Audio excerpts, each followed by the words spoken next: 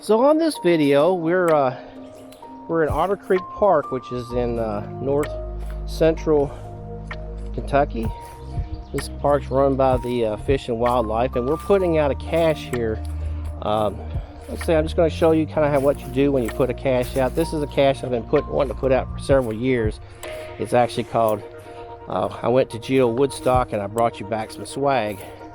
So what I do is when I come back from a Geo Woodstock, I bring back a lot of the stuff and swag that they have, and I put it in a cache and then allow people to come out and trade out for those items. And in this case, I'll keep this out for probably about maybe 2 years or more, and until everything's exhausted in there, and they'll put other stuff and trade it out. But I'll probably swap it out, and I actually have another one. This one actually is from a few years back when I went to British Columbia and in Canada for the Geo Woodstock up there, and got some unique things I'm going to show you. I put in the cache, and we'll show you what that looks like. We won't show you really the location of where the cache is, but we'll show you what's in there and what makes up a cache.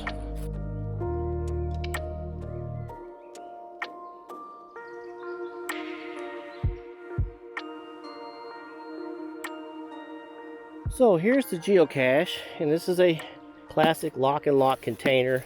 These don't last long in the woods, maybe 2 years if you're lucky, because these eventually they crack and they don't seal anymore. But this is what I've got in the cache. This is actually the log book. It's a two-part. You put your log onto the main page, and then a supplemental page if you need to put more. And then, like I say, we'll go through and show you everything that's in the actual swag. Starting out, whenever I get back from something, especially if it's overseas, I usually had some coins or some money. In this case, I got a $5 bill from Canada I left in here.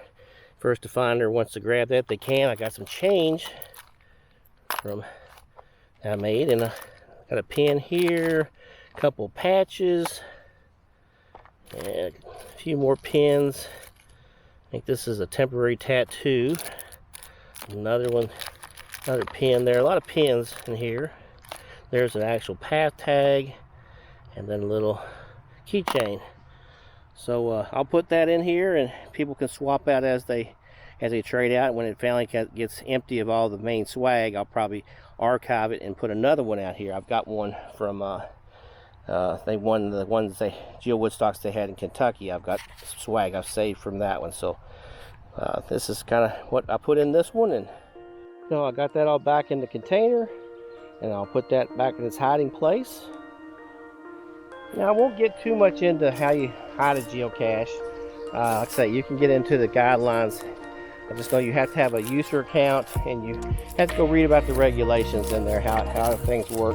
You have to make sure it's in an area that's safe for people to be into. Can't be in a national park. There's certain restrictions.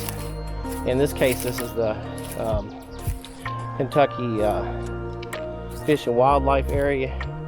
Kind of goes down with the areas they have here called the wildlife management area. So it's okay to put caches in these areas.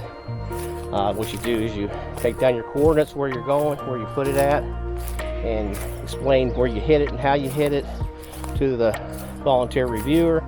And once you submit it, it can take 2 days up to a week or so to get it approved. Sometimes they come back to you and they say, well, there's some things you need to fix or make a little bit better, and you might tweak that cache, and then eventually go live. Like I say, it takes sometimes up to a week to get to go live.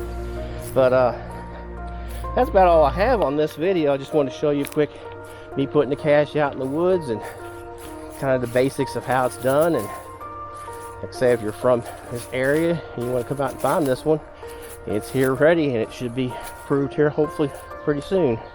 So that's about all I have for this video, and thanks for coming along.